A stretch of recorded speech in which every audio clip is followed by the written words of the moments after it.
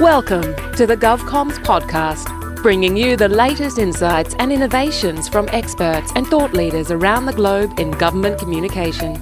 Now, here is your host, David Pembroke.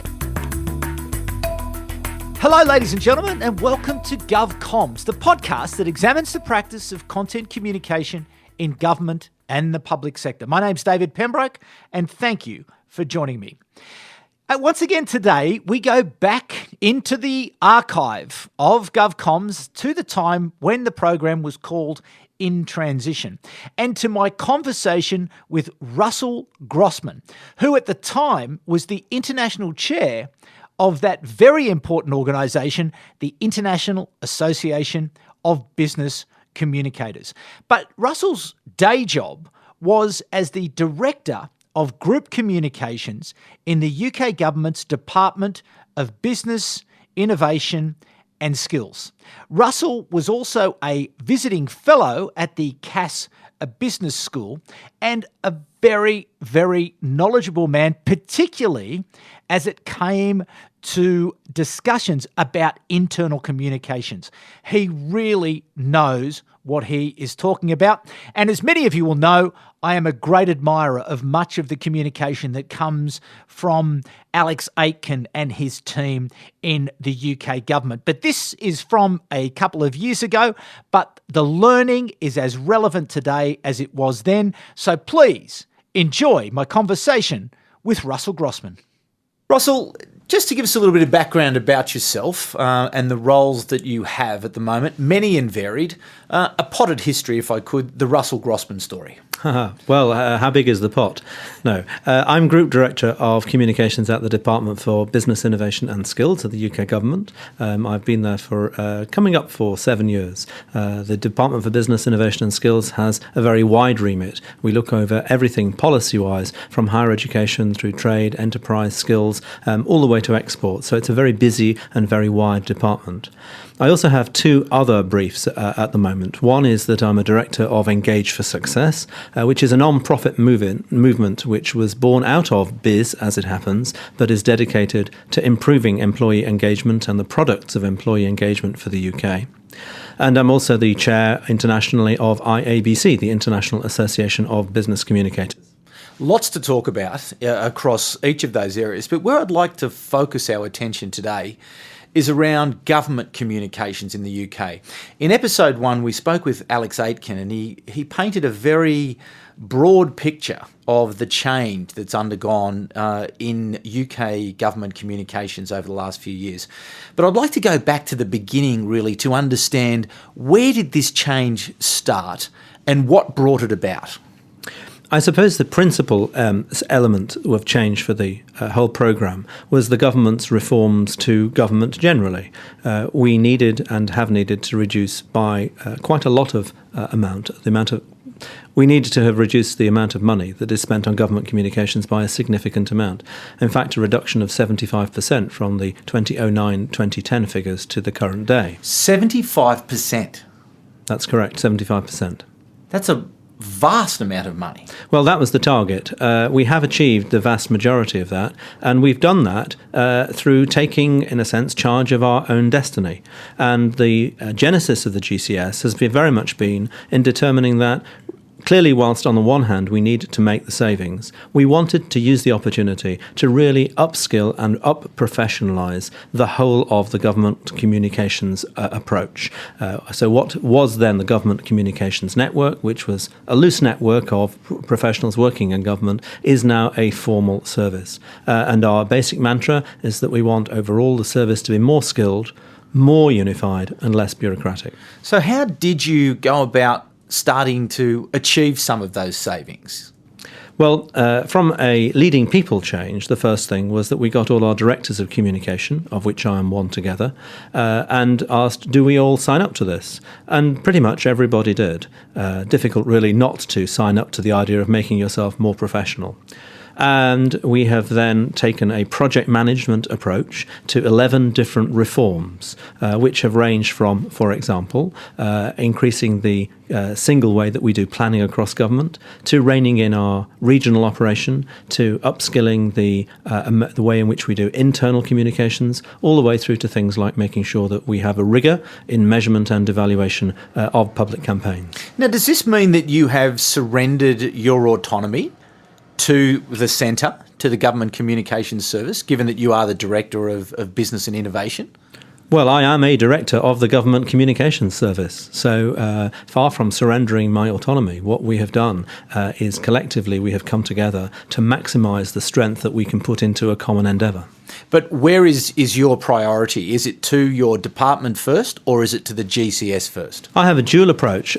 Firstly, my first policy priority, as it were, is serving the ministers and the Department for Business, Innovation and Skills.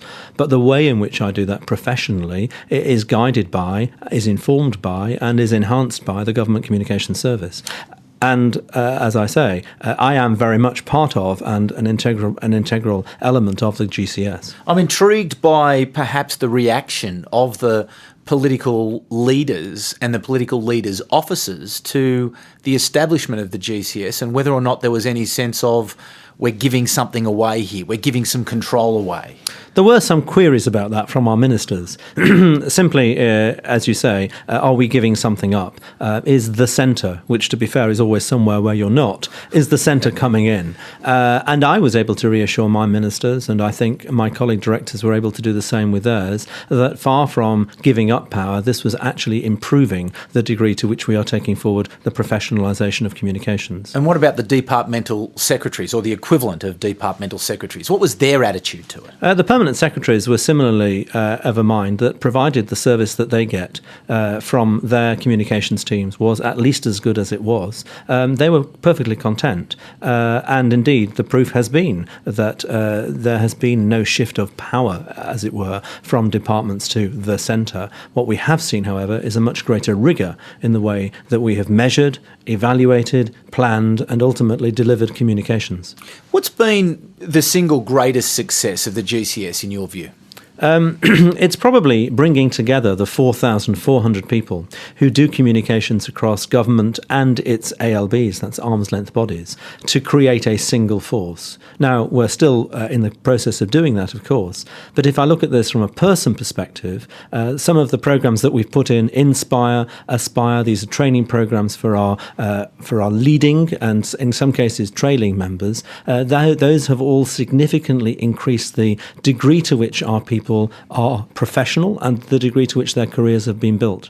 How have you been able to afford and fund training programs at a time when you were undertaking such radical cuts into the macro levels of money investment in communication? Well, one of our mantras is that actually training is not something that we want to see cut. There is a difference, of course, between profligate spend on inappropriate training and training that is absolutely appropriate to make sure that we deliver the things that our ministers and our permanent secretaries want.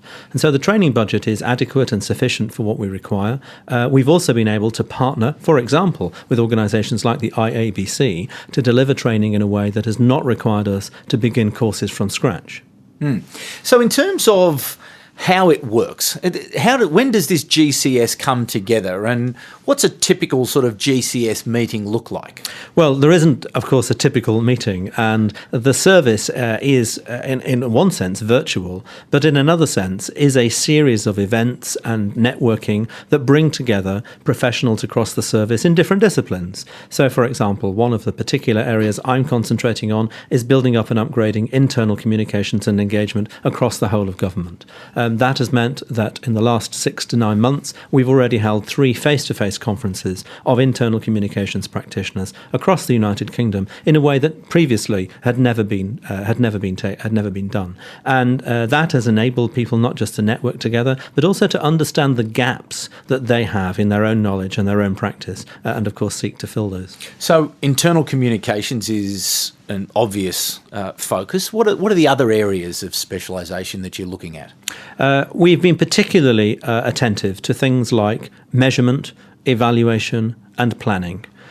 We look at a particular cycle for communications campaigns. We call it the 4 I's. They begin with insight, they continue through ideas, then implementation, and finally impact. It's just a mnemonic that we use, as we use quite a few in GCS, which is handy to be able to explain to the layman and also sometimes to our own people the way that we're doing these things. In terms of, you had the government did, or the GCS perhaps, had a look at the capability of, across the UK government. When you went and had a good look around, what did you find? The capability reviews that took place of communications operations, which took place in 2012 and 2013, they found that government communications was tactically strong but strategically weak. Another way of saying this was we were really good in getting our ministers either on the front page or keeping them off the front page the following day, but we were less good, as we say in the civil service, about working out where we would like to move our audiences over the next 3 to 4 months. And so a lot of our attention has been in, for example, areas of behavioural communication and an attention to campaigns that are delivering defined objectives in defined timescales for defined benefits. So in terms of your team, the 100 plus people that you have working with you, how much time do they dedicate to this sort of central role or engagement or involvement in the central role, as opposed to how much time they spend on your business? Yeah, it doesn't actually work like that. There isn't a definition between the central role and the role that they play. And to be clear, the work of all the individual departmental teams continues to be in policies across the government. One of the advantages of GCS is that it's removed duplication by bringing together different parts of departments working in exactly the way they would have done previously, except they're now collaborating on the 3 big campaigns we have running across government, which are around growing the economy, fairness and aspiration, and Britain in the world. It seems remarkable that you have achieved such a degree of alignment and cooperation and collaboration. I just reflect on perhaps where we sit in Australia and just think, could this be possible? Is this possible to be able to do that? What do we have to do to find this momentum? I think there are 3 key elements that have allowed us to get so far in the time that we have. The first is that we have offered the people in the GCS the opportunity to increase their degree of professionalisation and ultimately the equity that they have in their careers. That's obviously been an attraction. The second is that there has been a burning platform from government that if we didn't sort ourselves out, then somebody would come and sort ourselves. Somebody would have sorted ourselves out for us. And then the third is the element of strong, bold leadership and tight project management. We have a strong, bold leader. You can afford to have one in any organisation. And he has been, not singularly, but with the directors of communication, been able to create the kind of traction that I've talked about. And that's been supported by a Prince 2 approach to project management in terms of these 11 reforms that I was talking about. In terms of the actual practice of communication, what have you seen as the big changes over the last few years? In government specifically? In government specifically. Well, certainly digital media has moved a long way, and the degree to which we now use digital is hugely significant, and actually it is just part of what we do. Digital, when I talk about digital, I'm talking, for example, about the way in which we release news, increasingly, for example, through Twitter in a 24-hour news cycle, and much less through the press releases. There is a view, perhaps provocatively, that the press release is dead. Well, that's not quite the case, but certainly the degree that we use digital means for, in addition, for example, distributing photographs and pictures through Flickr so that journalists can access the site whenever they want to, using LinkedIn and Facebook also to help campaigns connect with those people, those citizens that most particularly are interested or need to understand what the government is doing, all the way through to using a whole suite of free channels that are available, free tools rather, that are available on the intranet, such as Evernote or such as Basecamp, that we actively encourage practitioners in government to use for nothing, for free. Within the Australian government, obviously there are policy areas, and their roles is really to produce the policies on behalf of the government. Have you, as communicators, been able to create better engagement with policy areas in order to gain access and insights from citizens and stakeholders in order to feed into the policy areas, and conversely taking insights out of policy areas that you're then able to feed back into the community. Okay, this is a core of our role, and one of the ways in which the GCS particularly wants to see practitioners move is to be working hand in glove with policy officials at quite an early stage in the policy development process.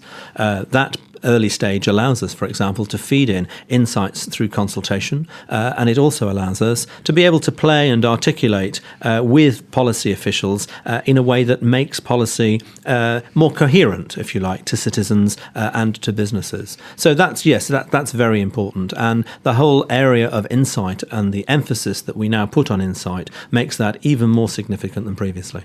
What's next for the GCS? Well, we have a project called GCS 2020 in which we are looking at what is next, not just for GCS, but actually for the whole communications profession. Recently, we held a series of roundtables with experts from the industry around topics such as digital to ask where things are going next. We believe that absolutely we need to build on the momentum that we've created. We've just begun a second phase of the reforms, having successfully completed out the first phase. And that second phase is looking at tools, tips, tricks and techniques going into 2020, and particularly ways of working, and also the ways in which government can spend less money on more impactful communications which are appropriate to the citizen and to businesses. Well, there you go.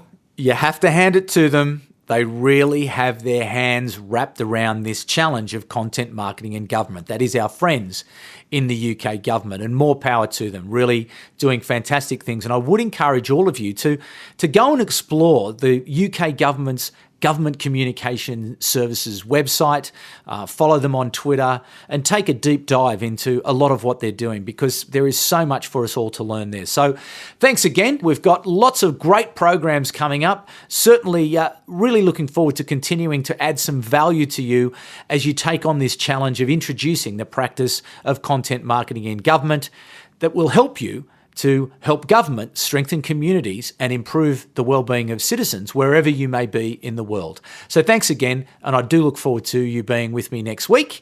And if you do get a chance to quickly jump over to iTunes and Stitcher, any sort of review does help us. It helps us to be found, and therefore helps us to build this community that we are around government content marketers around the world. So thanks again, have a great week, and look forward to speaking to you then. Thanks again, bye for now. You've been listening to the GovComms podcast. If you enjoyed this episode, be sure to rate and subscribe to stay up to date with our latest episodes.